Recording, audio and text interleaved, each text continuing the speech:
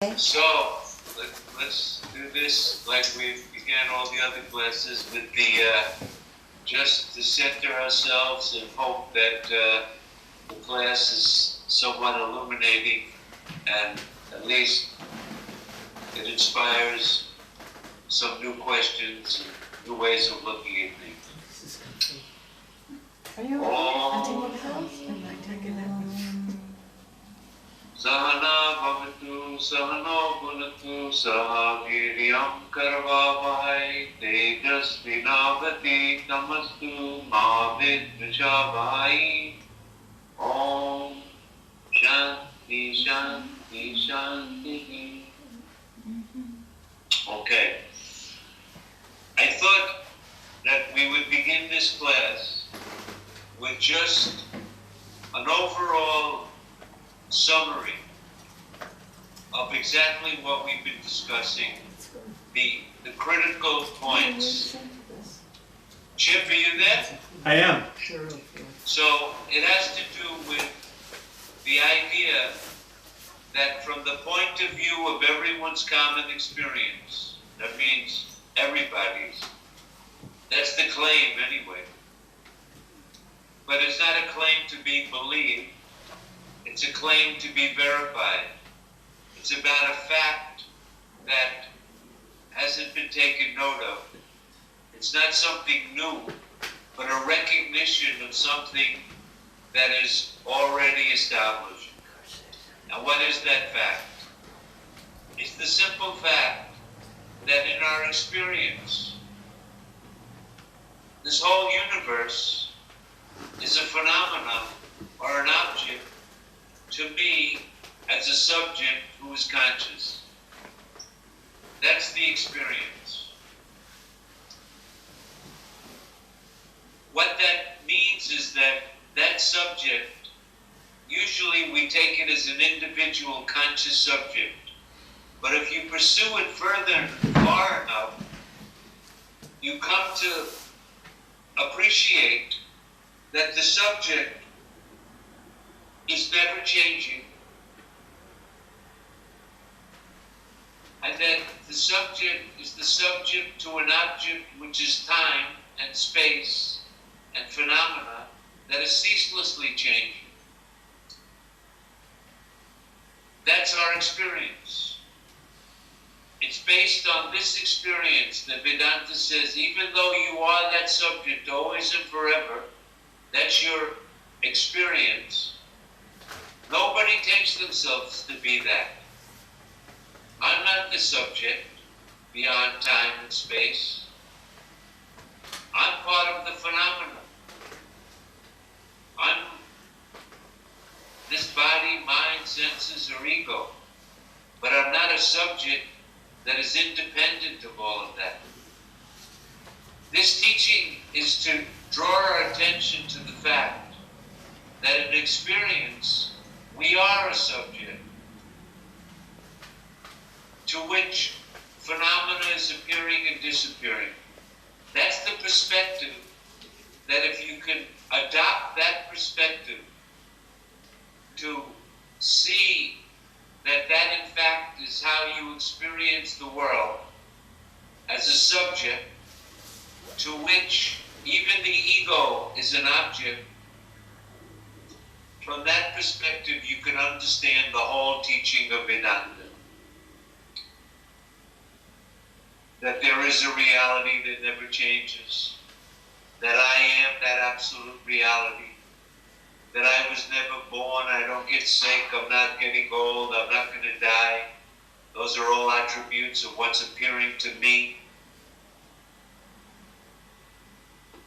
And you can feel confident in that conclusion because no experience ever contradicts it.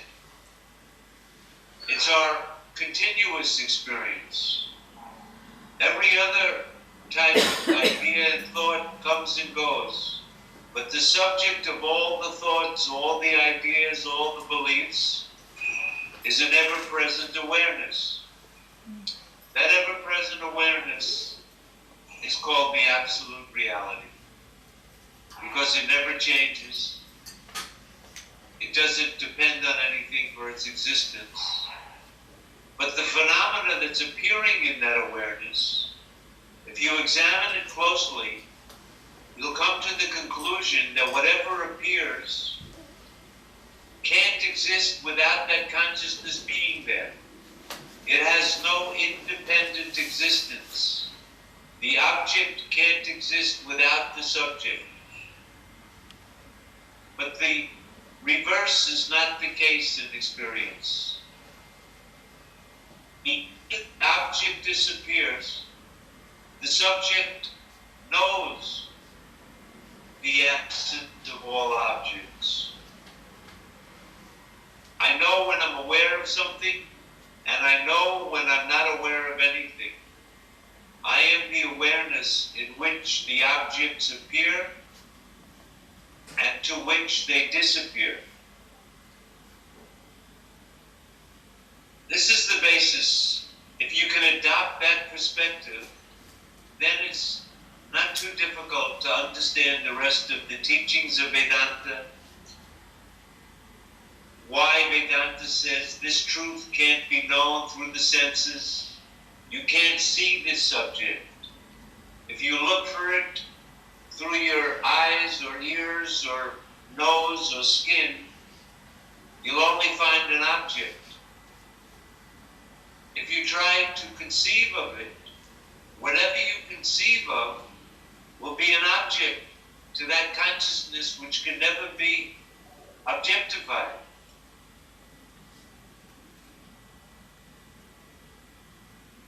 If it's not accessible to our mind or to our senses, even though it's always present,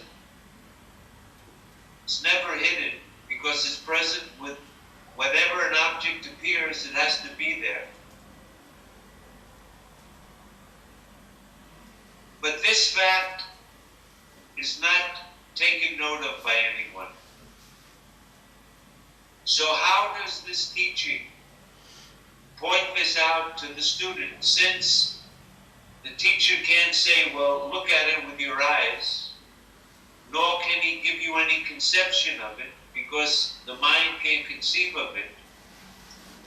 You can only conceive of some object, or some relation, or some quality. But the subject is not an object. It has no qualities. So, in the end, the only way that Vedanta or this teaching points this out is by negating all the phenomena, what's ever appearing, including the ego. And when it does that, there's one thing it doesn't become manifest after you negate everything. While you're negating, it's there. When you're finished negating, it's there. But when you've negated the contents of consciousness, then that consciousness, not related to any phenomena, stands revealed.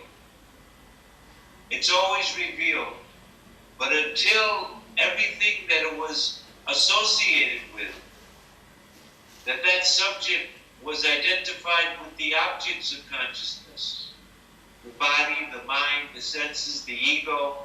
I've identified the subject with those objects. So it's only by negating all of those objects that then the self, which doesn't need anything to illuminate it, because it's always lit. It's in the light of consciousness that everything else is appearing. When everything else is negated, that witnessing consciousness stands self-revealed. There's no other way to indicate it except through the negation of everything that it's not. Because we've taken that subject, which is our true nature. Why is it our true nature? Because it never changes. That which is our true nature can't really change. A thing's real nature never changes. The nature of fire is hot.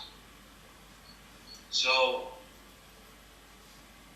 whatever my nature is, if I have a nature, it should never change. And that this self, which doesn't need anything to illuminate it, but it's in the illumination of this self that all phenomena are appearing. So the only thing that the teacher or the teaching can do is to negate all of the contents so that the consciousness can be intuited in its true nature. When you negate everything, then the inquirer intuits the fact, I am that.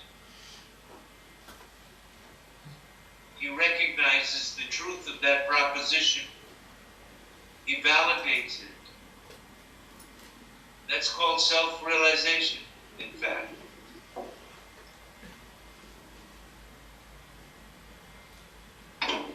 In order to realize this most inner truth about ourself, that there is a true self that never changes, that's always present, that's shining, that's pure consciousness.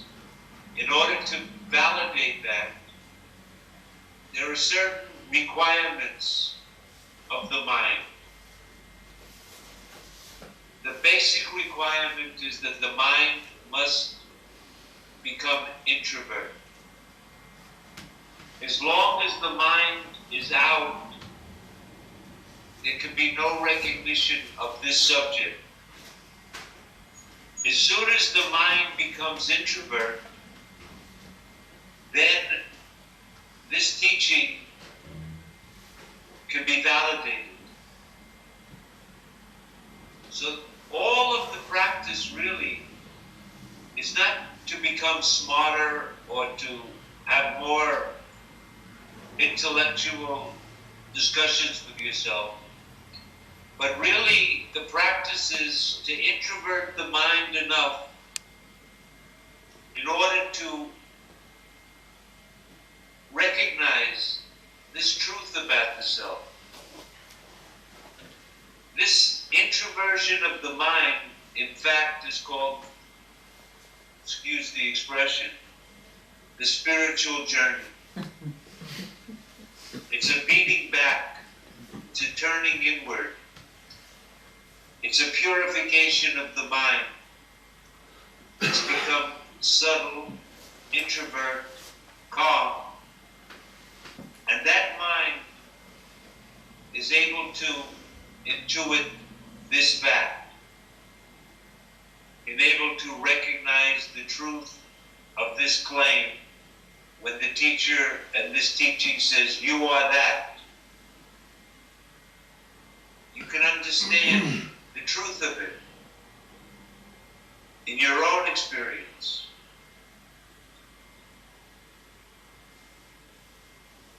The beauty and the kind of uniqueness of this is that whenever I'm convinced about any other truth in the world, it's always possible that tomorrow I can doubt that. Maybe I made a mistake. But the intuition of this reality becomes indubitable because it's the reality in which doubts and affirmations, questions and answers appear and disappear, but about which no doubts can take place. I'll go one step further. When you realize that I am that, and that's the only reality, then I'm not even a knower. And there's nothing, no object to be known. It's only when I know something and I remain a knower that tomorrow I can doubt what I knew yesterday. But when the very knowership is gone, this realization cancels the idea that I'm a knower, that there's knowing and something known. All of those are objects to this witnessing consciousness. The witnessing consciousness is just pure consciousness.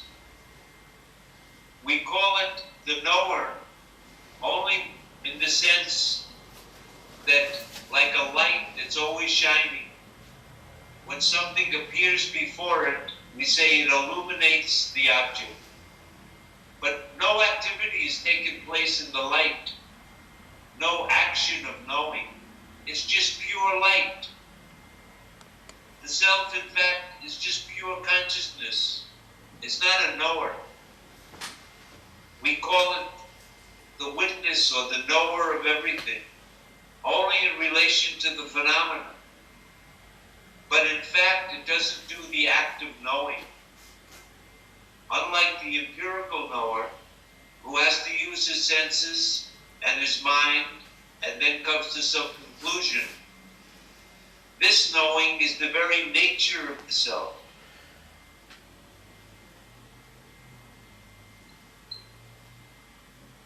If this perspective is clear, and it's the subjective perspective, how we actually experience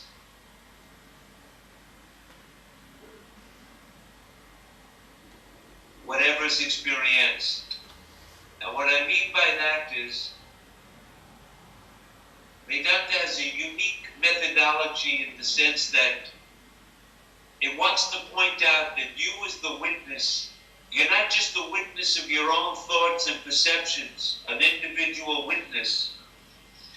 It wants to point out another experiential fact, verifiable by all, that we're the witness of the dream, and that same witness, that same subject to which the dream appeared, the waking is appearing.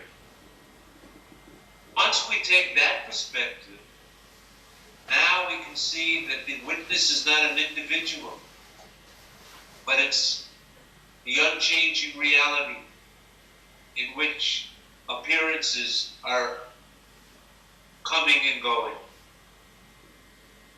and therefore can't be real. This is the essence of what's being pointed out. If you can take that perspective, then you can understand what this teaching is trying to say. It's only from that perspective that you can understand Vedanta. If you take the perspective of the waking state, then the perspective is totally different. In this perspective, there's a world that exists independently of me. I came into the world at a particular point. I'll be here for a short while. I'll cease, and the world will continue. The party will go on without me. That perspective is absolutely valid from the point of view of the waking state. But as soon as you take this other perspective I was talking about, the whole picture is turned upside down. Now the states are appearing in me, to me, in which the world is abiding.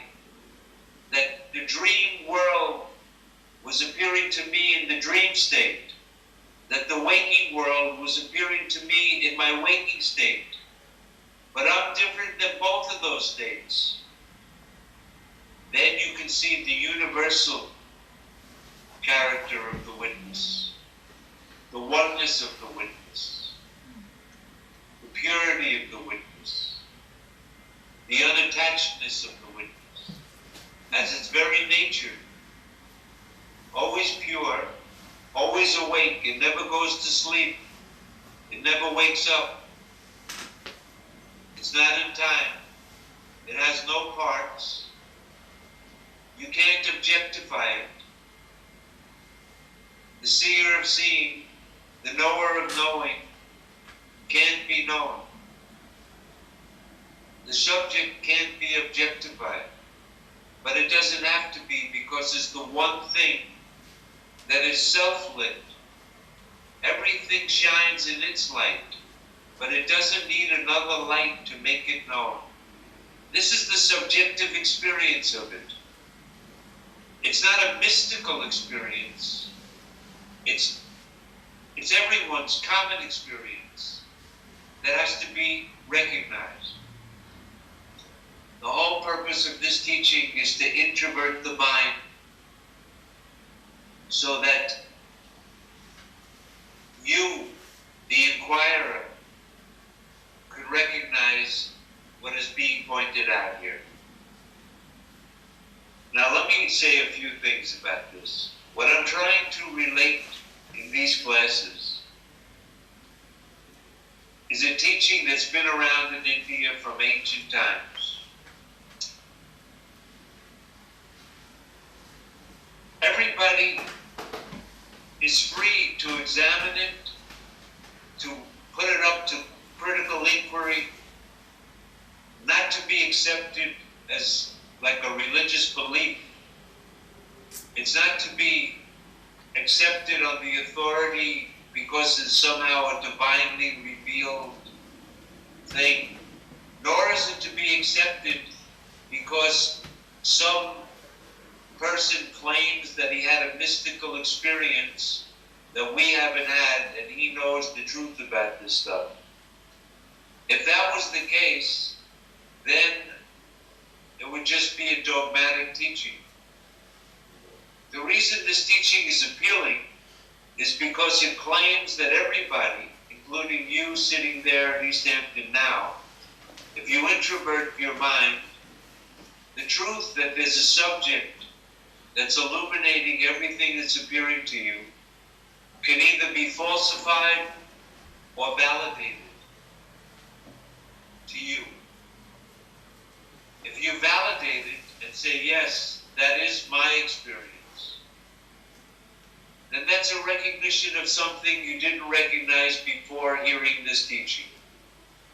You recognize the fact about your experience that before you heard this teaching, you weren't aware of.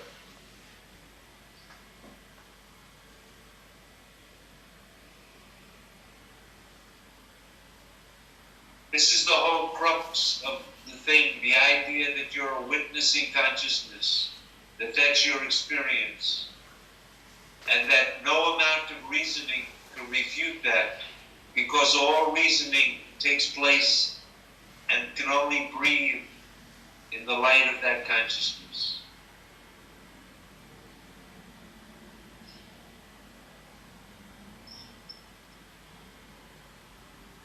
In that context, I'm reading the Bhagavad Gita. It's an ancient text by some author that lived 2,000 years ago. But he was talking about a universal experience that's just as valid as it was then, as it is today. It makes a claim about a fact, a universal fact.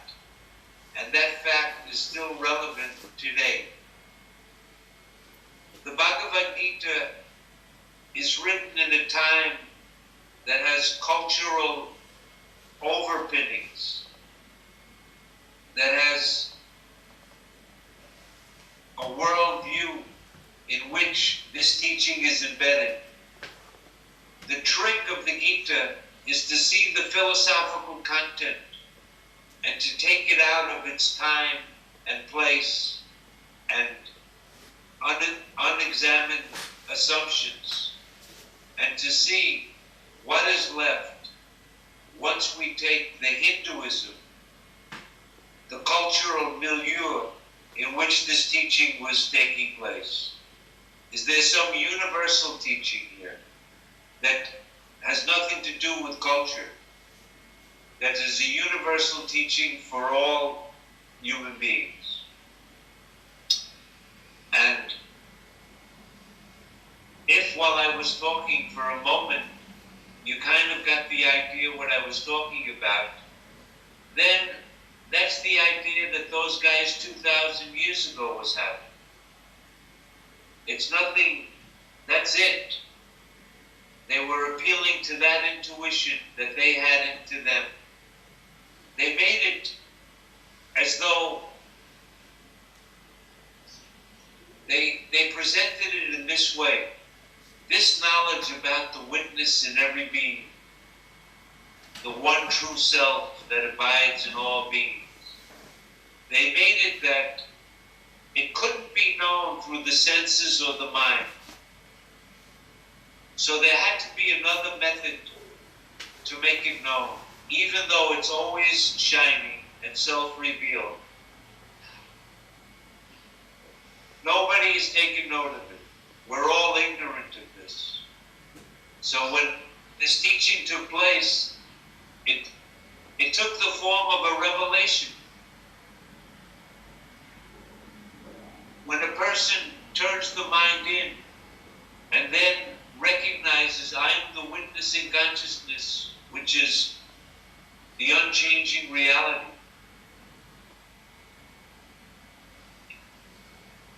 It appears as though it's revealed knowledge because my mind couldn't logically come to that recognition, and my senses certainly couldn't perceive this truth. So it's presented as it was revealed, just like it's revealed to you right now. That you're the witness of all your thoughts and all your perceptions, and the witness of the whole universe, including your senses, body, mind, and ego. You can say, how do I know that? Do you know it through logic? Do you know it through your sense perceptions? Or do you intuit that fact directly? So it's presented as revealed knowledge. But there's nothing spooky about it. It's revealed in the sense that as long as the mind is extrovert, it can't be found. As soon as the mind is introvert, this fact is recognized. It's the recognition of a fact that the subject never changes, even though the phenomena, Chip said yesterday in his question, why is it that the subject, the consciousness is real, and everything that's appearing in consciousness is considered illusory? It's because from this perspective, the phenomena can't exist apart from consciousness, but they're not consciousness. So what are they? They're just appearances. The only reality is the consciousness. This is the reasoning that goes along with this intuition, that all that's really real is that unchanging subject. And what's coming and going, appearing to that subject, can't be the subject, because the subject can never be the object in experience. And when the object disappears, the subject is unaffected.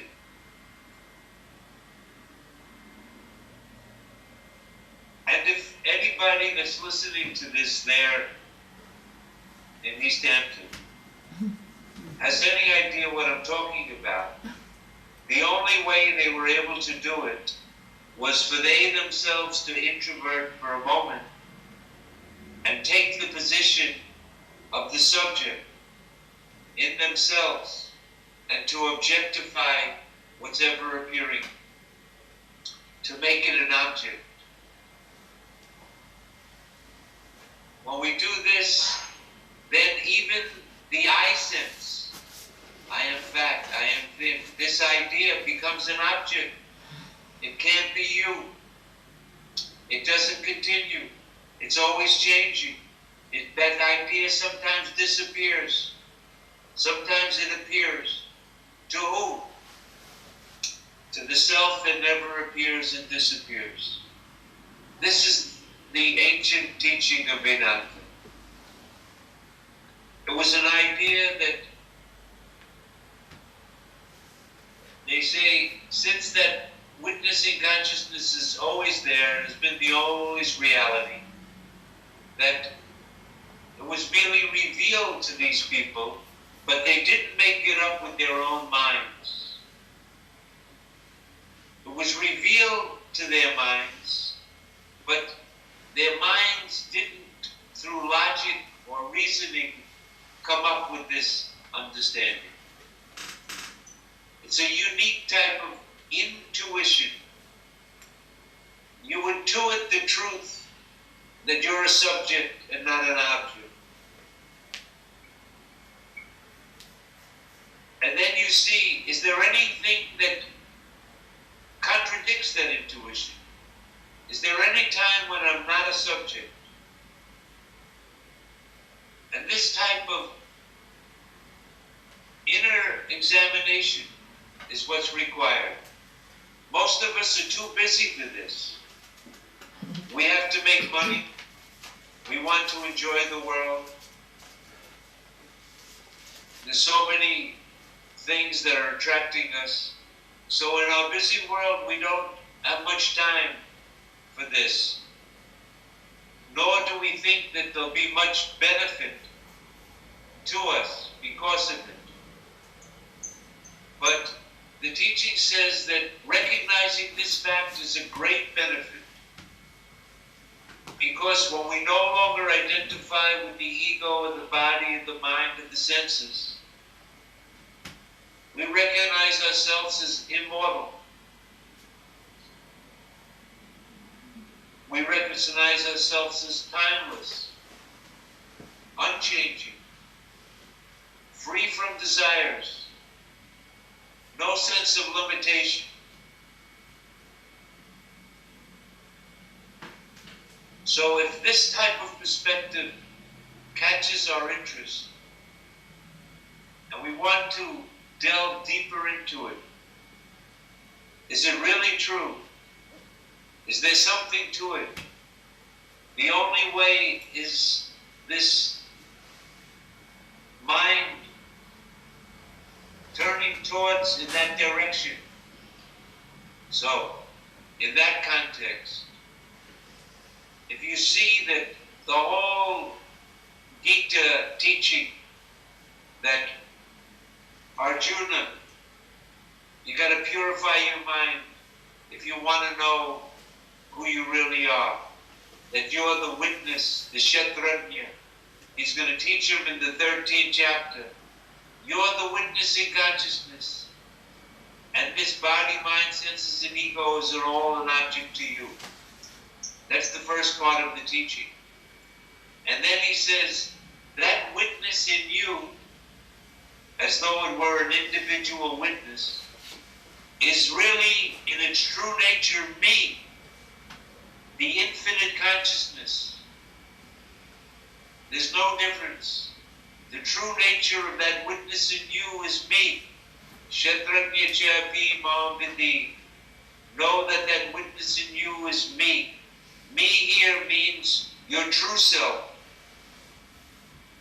The self beyond time and space. The self indivisible, unchangeable, unattached, ever free, ever awake. That's the Supreme Self. That inner self in you, that witness of your thoughts, is that universal self. They're identical. But because I've identified with what's appearing, I become an individual, limited by a body, mind, and senses. Even though they're object, and I'm always the subject, because I haven't discriminated. I've never taken time to examine what is the subject and what is object in experience. Everybody says, I am this. This means object. I means subject. But the sentence, I am this, is the root of the whole problem. I can never be this. Subject can never be object. So obviously, there's a mixing up of the two. This mixing up is what's called in this teaching misconception. I'm the subject, body, mind, senses, ego is object. But I say I am this. There must be a misconception. And the whole purpose of this teaching is to show that an experience, you are that, you're not this. You are the subject, not the object.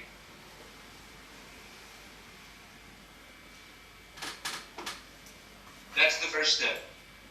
The next step is to see that the object has no existence apart from me, and it's not me.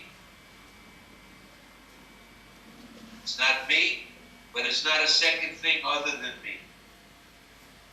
That's what's called an appearance in consciousness. Okay, I think I've said enough to get the gist. Yes, everybody with me? Yes, Yes. yes, yes. All right. Okay. So in this context, the Gita began. If you can understand that Arjuna is really the witness, but he's taken himself to be the witness, and he says, I'm going to kill them, or they're going to kill me. And Krishna says, you haven't understood the nature of the self. The self neither kills, nor is it killed.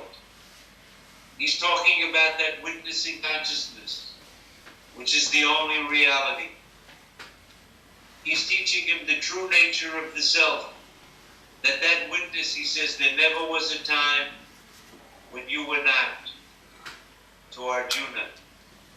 It must mean whoever Arjuna is not that body. That the teaching is you're the witness, Arjuna. There never was a time when you were not, nor will there be a time when you will cease to be. Weapons can't cut it. Fire can't burn it. Water can't wet it. This type of thing. So he's going through the second chapter like this. But then there's a concession that's made. A couple of concessions. He says at one point, I think it was 226, but even if you were to believe that you were born and dying,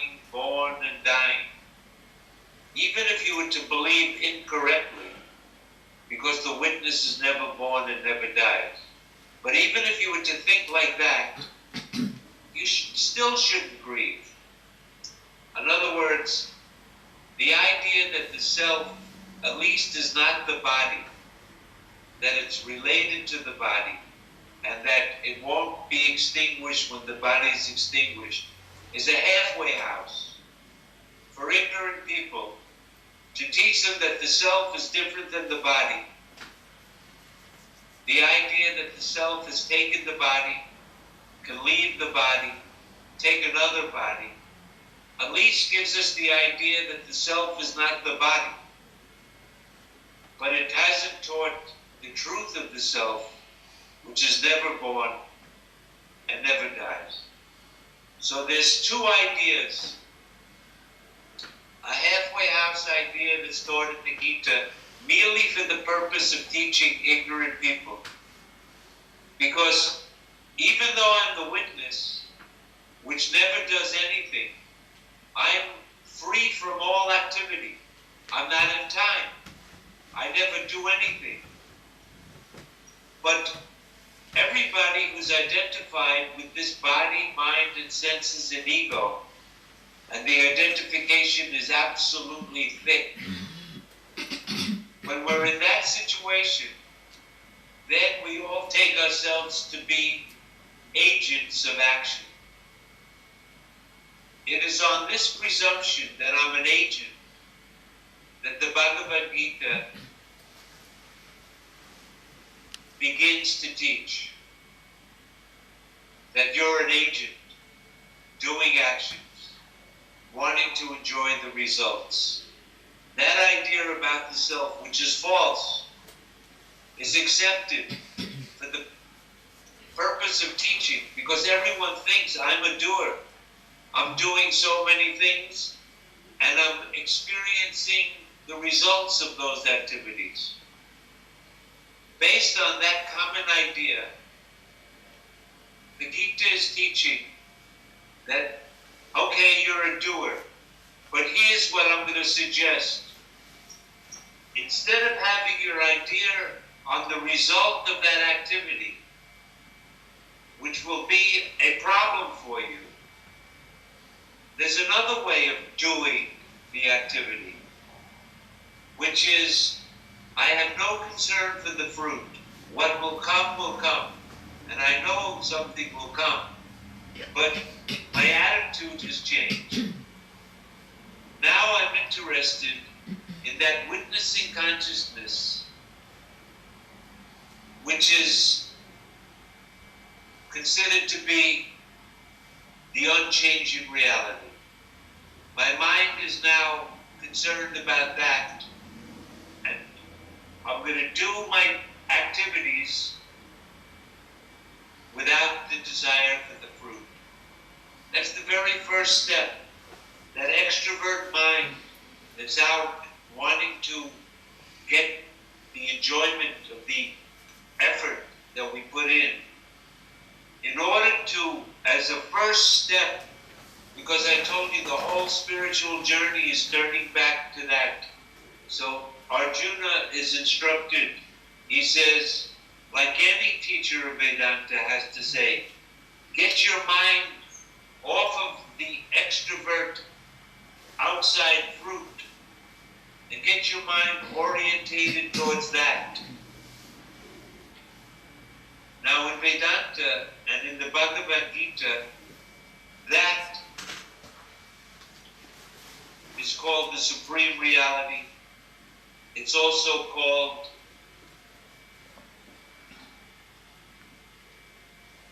the Supreme Being, Paramatma, the Supreme Self.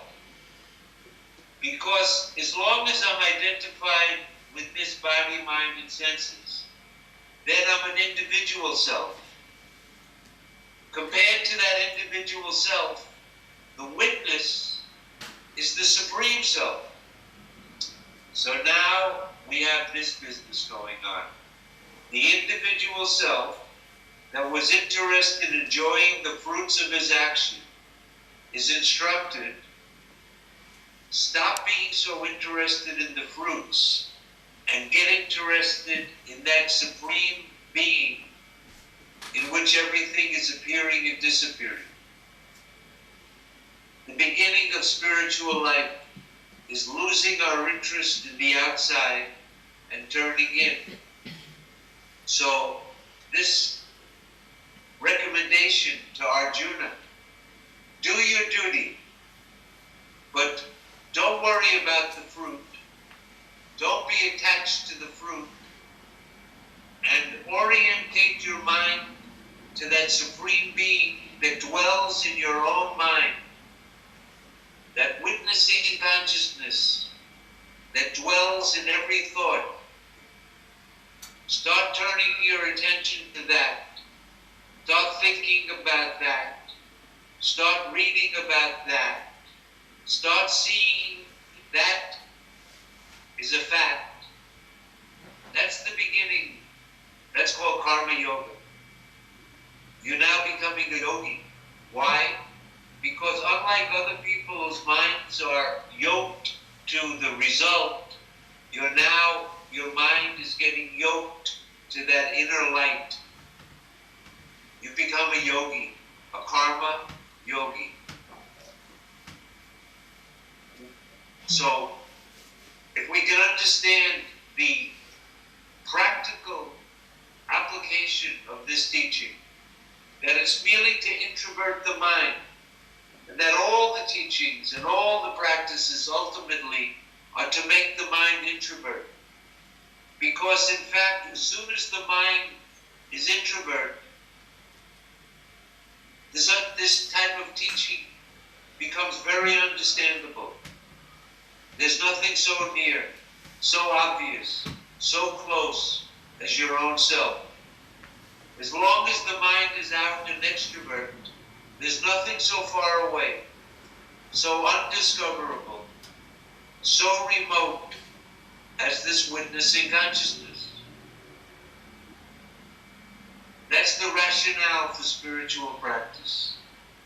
In the end, if you realize I am that witnessing consciousness, I have nothing to practice, there's nothing to be gained by me, I was never in bondage, I'm always that, then the whole idea that I had to turn inward to purify my mind will also be negated.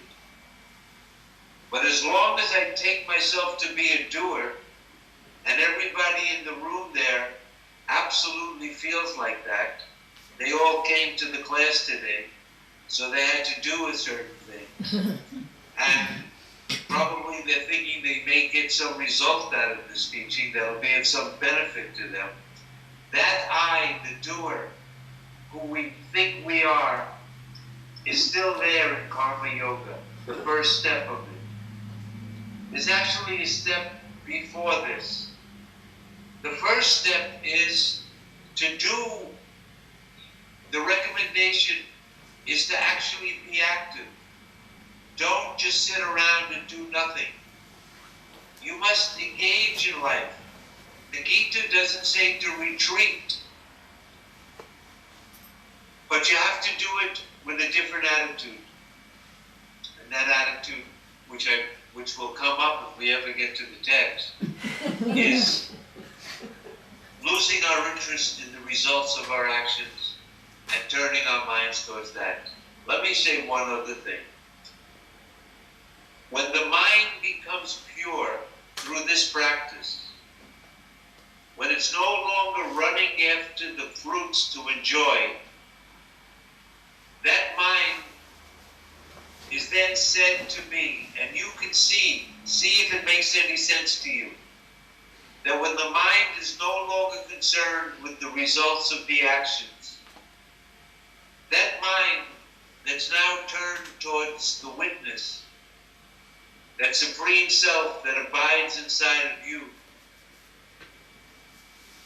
if that becomes the condition of the mind, that's the mind that's able to discriminate. What is the subject? What is the object? Who is the witness? What is being witnessed? That subtle mind that can do this type of discrimination is what's required. Because the witness and the witnessed have been so thoroughly mixed up that we never take note. Is the body the subject or the object? Are my thoughts the object or the subject? When the mind is introverted enough, subtle enough, quiet enough, equanimous enough, then this discrimination can take place. If you discriminate at that stage and come to the conclusion, I am the witness who never does anything, and it's this body, mind, and senses that are doing all the activities,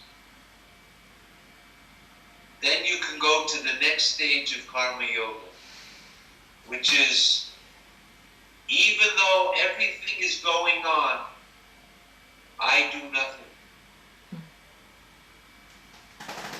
That insight, because the mind has become purified through the first practice, we now go to the next stage where very clearly, not just a superficial appreciation, but a deep experiential validation of the fact I do nothing, even while all of this is going on.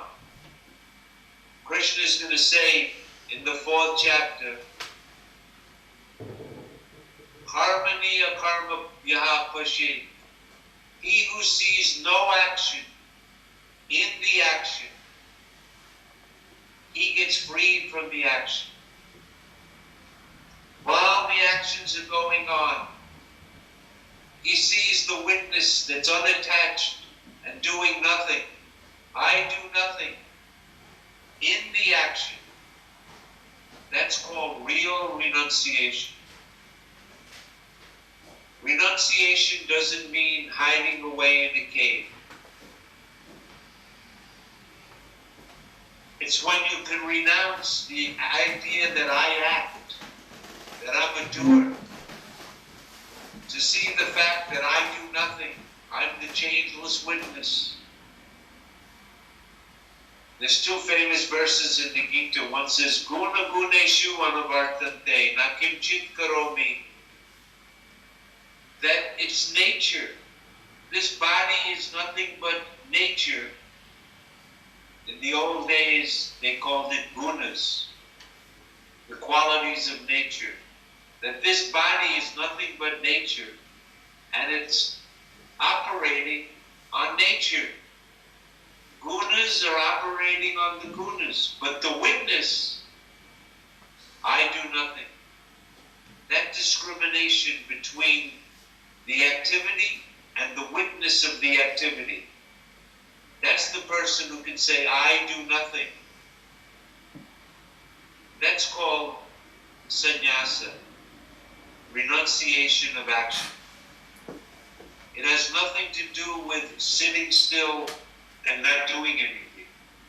In fact, Krishna says in the next part of that verse, the first part said, he who sees no action in the action, and he who sees action in inaction. What that means is, the person who's identified with this body, mind, and senses and says, I am not going to do anything, he's acting. He hasn't given up actions. Merely sitting is an action. He thinks he's sitting. That's an activity. He's breathing. He's metabolizing. He can't for a moment give up activities. But for the one who's discriminated, I do nothing even while the activities are going on. This is the next stage of Karma Yoga. In 239, maybe we should read a few verses. What do we have, 10 minutes left? I don't know. What time is it? Obviously, we're not going to go very It's far 5 on to the 8. Bhagavad Gita. Okay. But let me just show you that what I'm trying to say is actually what's being taught in here. If we could rip away the battlefield, that Arjuna's a warrior, that it's a universal teaching, a philosophical teaching. It's not a theological, religious, or cultural teaching. That it's a universal teaching, applicable to everyone. To read the Gita like that is impossible. I think so. And I'll try to demonstrate as we move along. Ira, Yes? last week we went up to chapter 2, sloka 41, I believe. Right. So let's continue from there.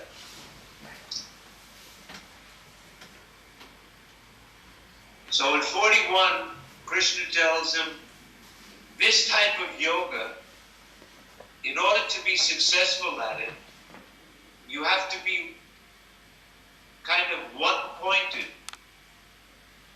In other words, because this thing is not easily discovered, that because the mind is running rampantly in a million different directions, that we have to try to become, Krishna uses the word vyavasayitam, resolute. This has to be something that is a strong desire to know the truth of this, to validate it or to invalidate it. In order to do that, we have to put some effort into it. The mind does have to become introvert, and that does take an effort, because the mind doesn't want to go in. The mind's natural tendency is to want to go out and enjoy. So obviously there's an effort. When the mind turns towards the witness never changes. So when the mind's focused on that, the mind becomes one-pointed. If the mind is on the world, how's the stock market? What did Donald Trump say? I have to go to the laundry. you can see how it's infinitely branched once the mind is out. I'm interested in stamps. I collect butterflies. Bitcoins are up. We can see the nature of the mind. But here in yoga, the mind is supposed to be yoked to that inner witness. So in 41, he tells them, if you do that, you'll have to be resolute. But as long as your mind is extrovert, ananta shakta, it'll be infinitely branched.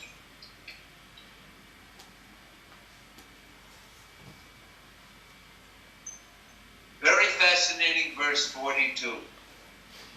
Because here, Krishna is in a backhanded way condemning the whole ritualistic religion of the Brahmins.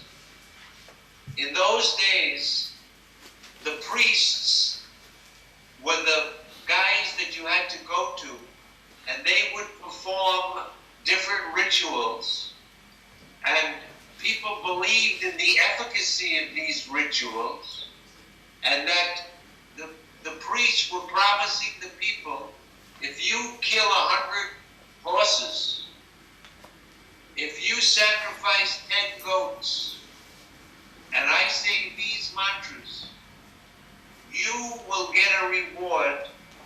Either in this life, they promise something, or they promise something in another world or another life. This was the idea, and this one was current at the time of the Gita. So we find this revolutionary verse here, which goes against the cultural idea of doing rituals and getting the rewards. Krishna says, they are the unwise who utter flowery speeches.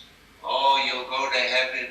You'll enjoy in heaven so many wonderful things. Those flowery speeches. They revel in the letter of the Vedas. Oh, the scriptures say if we do this ritual, we'll get this result. And they say there's nothing else. You do the rituals, and you'll go to heaven, and that's it. There's nothing more to it. Krishna continues in 43, making fun of these priests and the people that go to them.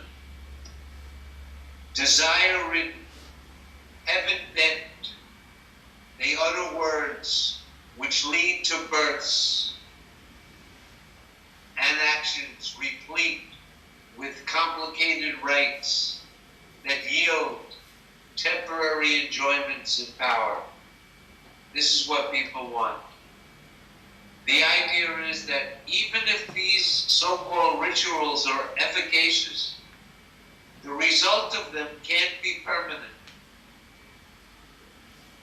The idea here is, if you go anywhere, you have to come back. That all of these promises about heaven will be temporary.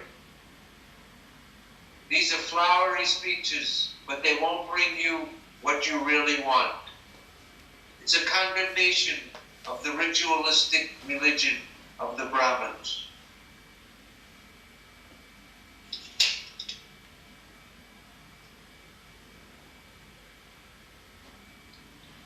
He continues, in the case of those who have given themselves up to pleasures and power, and whose minds have been enslaved by the words of the Veda that command rites.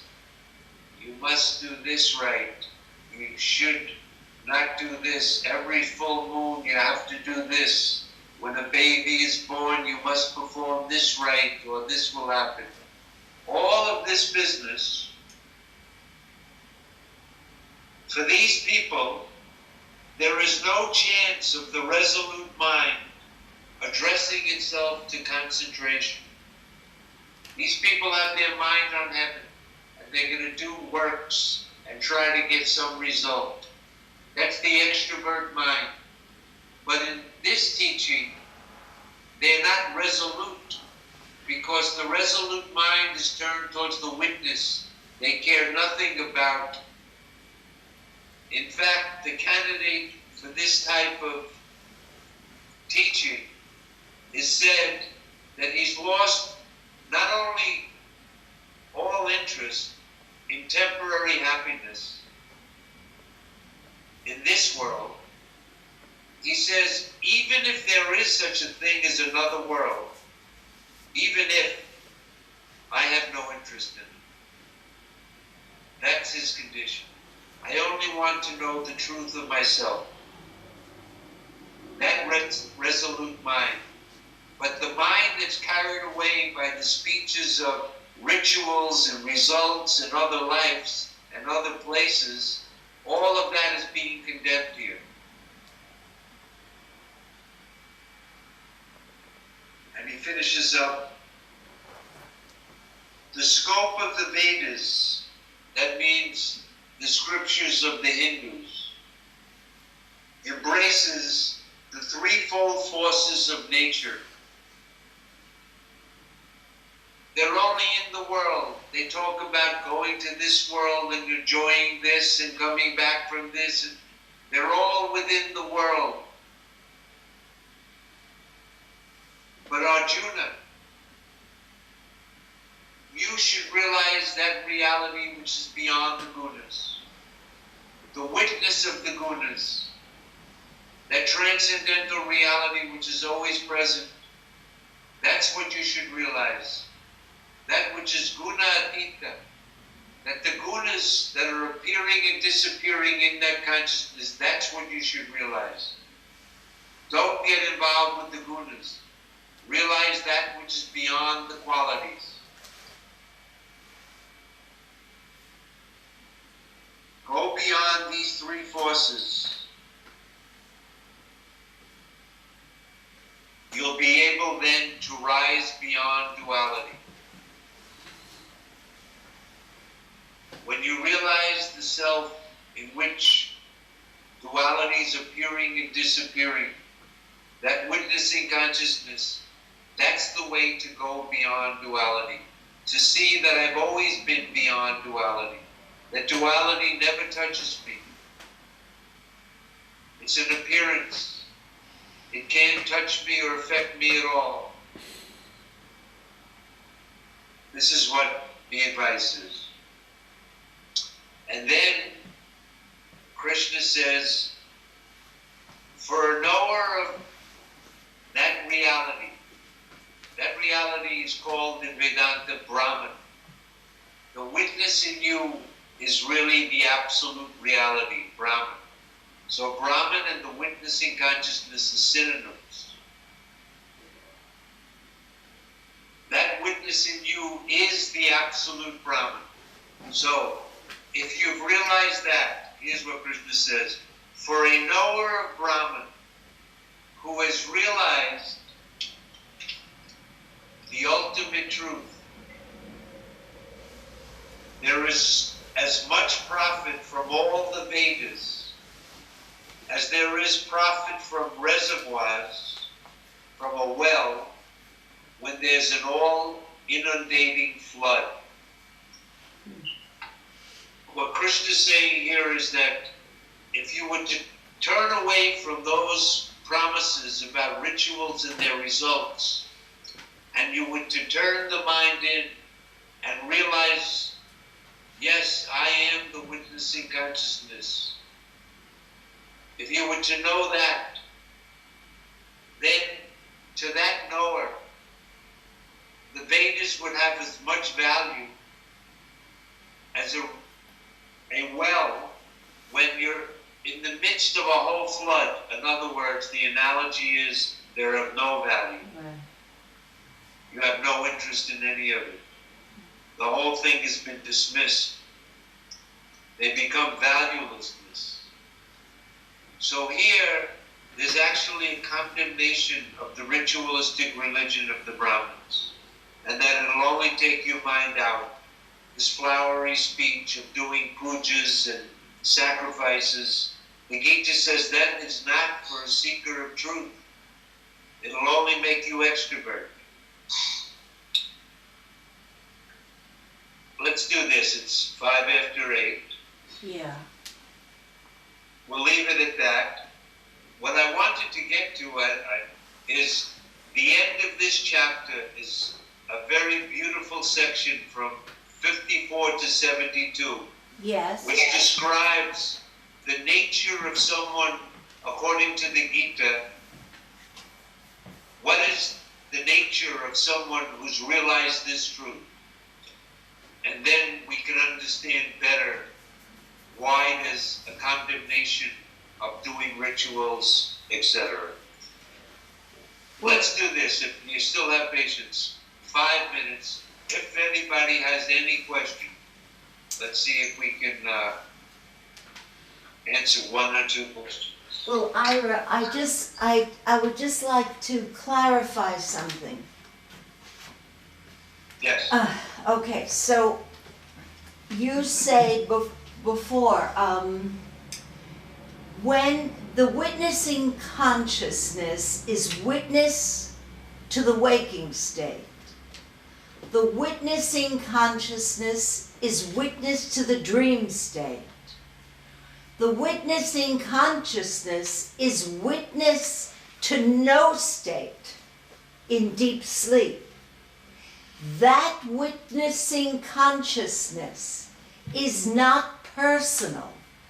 That witnessing consciousness is a universal consciousness.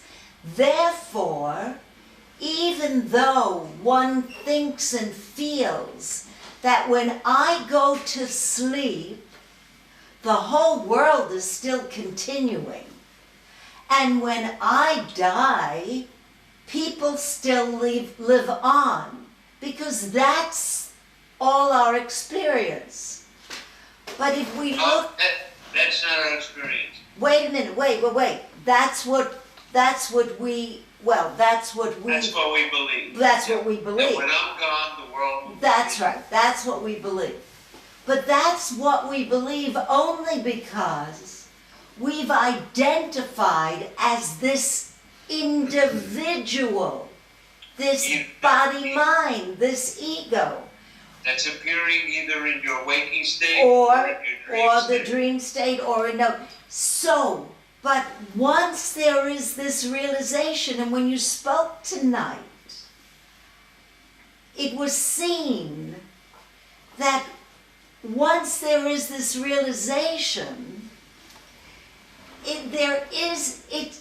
this self, this absolute reality, is the only thing that is, and it is not personal.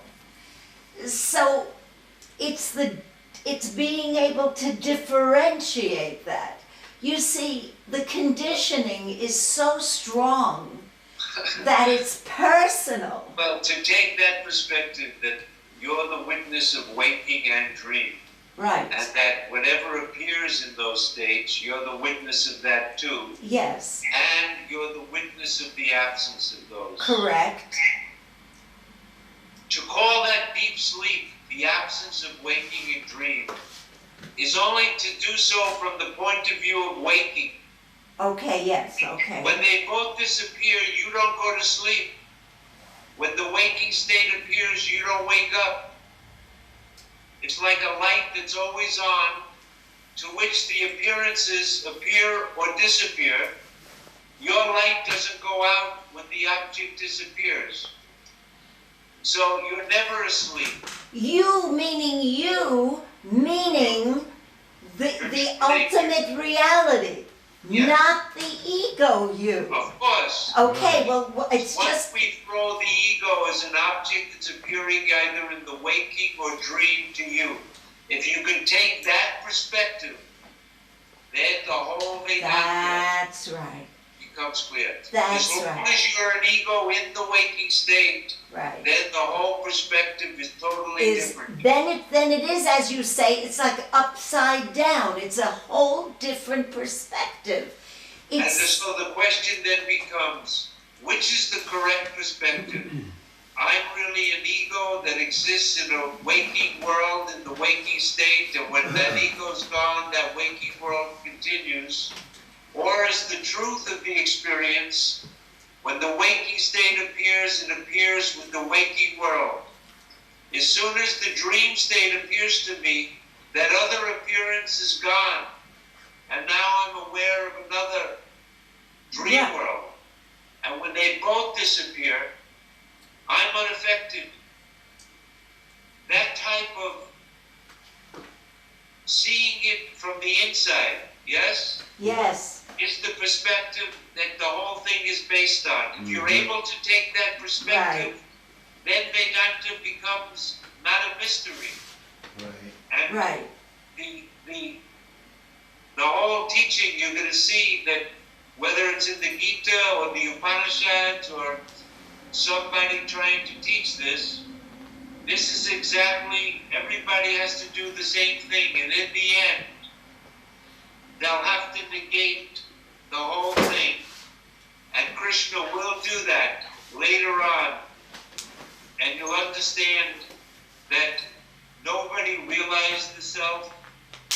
The self never had to know itself. All of that, like the idea that you were in class today, and when I was speaking, you recognized or intuited the validity of what's being taught.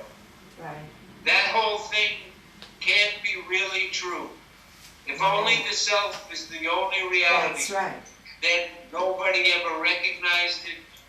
There's no Vedanta class. There's no gurus. Yes. Yes, from the book. So Ultimately.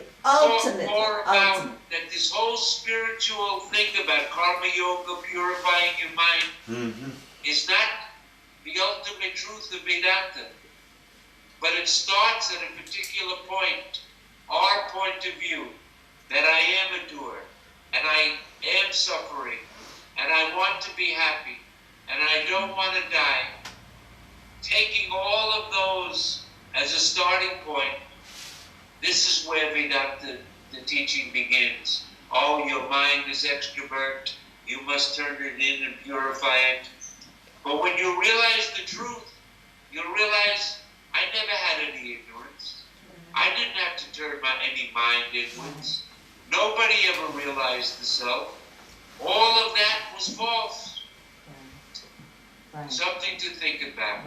Let's end the... Can I just see, does anybody else have any other question? Does anybody else have any other question? I do. Okay, Sarah Bell has a question. Okay. If it just is what it is, if it just is what it is, and it's natural, why does it need to be practiced? Why does there have to be a practice? You mentioned the word intuitive so many times. Yes, because even though it's always there, it's your nature, you can't lose it. Nobody takes themselves to be that. Right. It's because of that that the whole teaching begins. In other words, even though you are that always and forever, you don't have to make any effort to become that.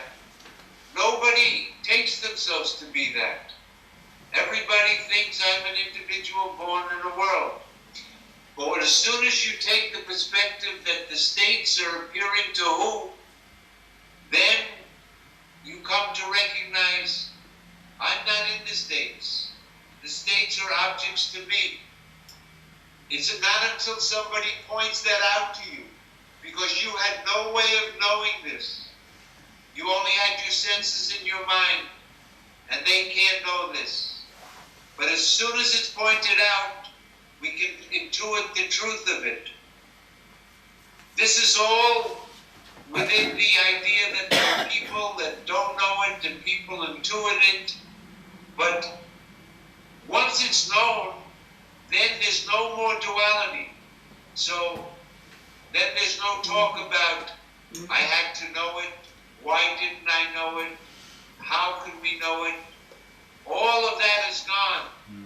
But until then, we have to talk about, you don't know yourself, you think you were born and getting old and sick and dying. That's a mistake. You're not what you think you are. You are the eternal witness.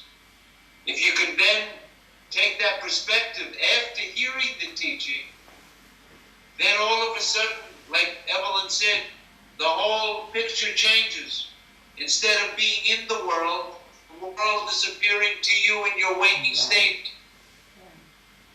That's It's just something to think about. It's a very, I think, unique and profound way to look at it.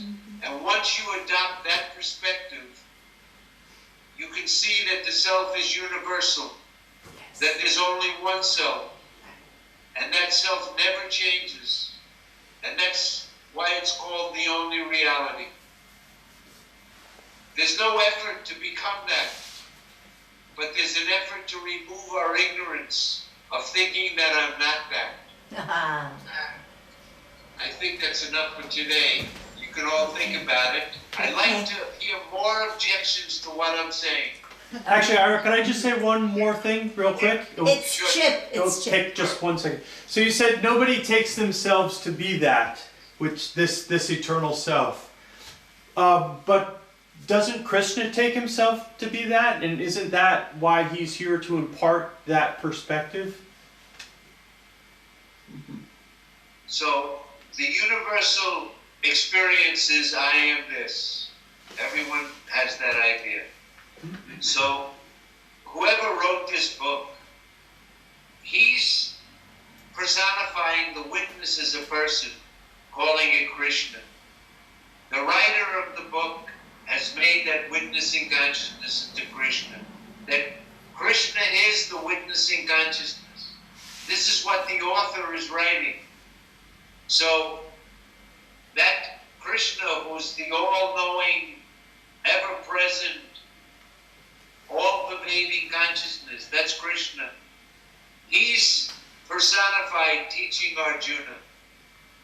That's how the poet wrote the song. We shouldn't take it that there's a individual historical God called Krishna. That would be to bastardize the whole text. It's merely a personification of that witnessing consciousness. Krishna says, when he talks, he who knows me, me means what? He who knows me is the witnessing consciousness. Knows that I don't have a body. Those fools who think that I'm here on the battlefield, they don't know my true nature. When he's talking like that, you can talk like that, Chip. Those people who think that I'm sitting here in East Hampton, they don't know my true nature. It's taking the point of view of the witness and making it speak. That's all that it is. Krishna is just a device for the poet to instruct something. But we shouldn't think that Krishna is an actual God that is all-knowing and is different from Arjuna and he's teaching him something. That would be to see the whole text wrong. We should see Krishna as the witness in you.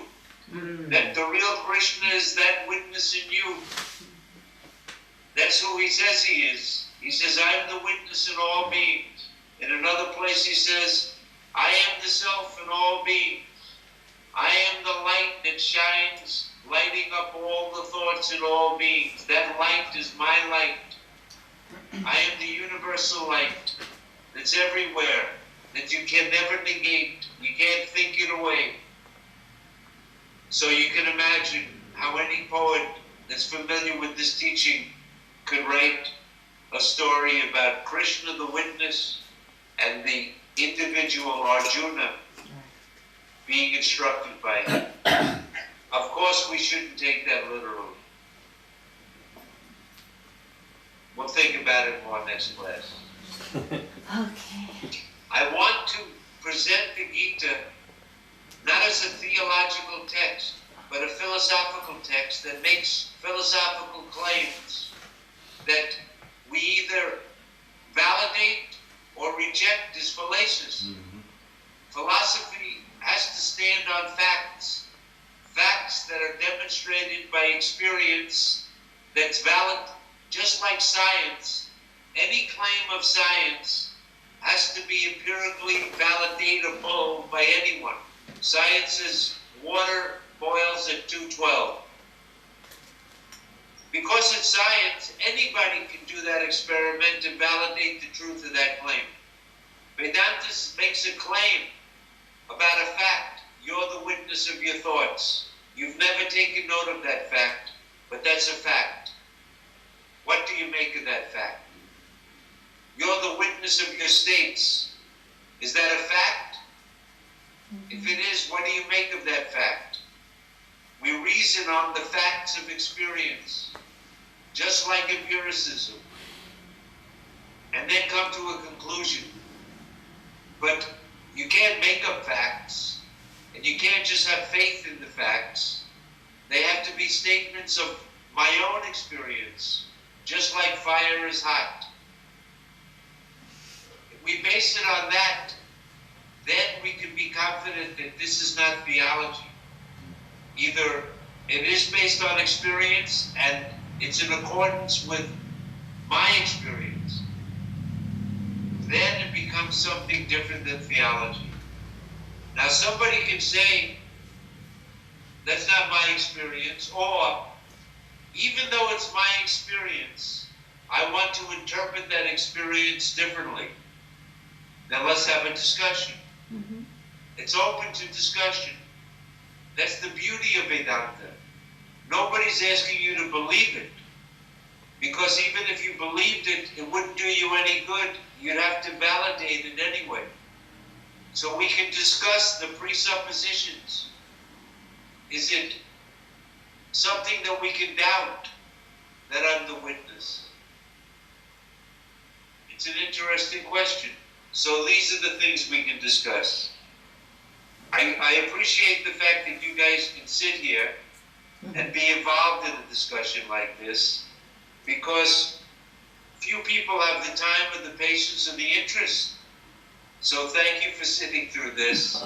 I enjoy it to help. And I hope that it may be of some benefit to someone listening, and it also may raise interesting questions, and it may raise things that you can challenge me and point out there's a mistake. I'm open to it. This is not dogmatic. I'm not claiming to be an omniscient guru. I'm claiming that this is what the teaching is. Is it in accordance with my experience? Is it in accordance with your experience? And even if it is in accordance with experience,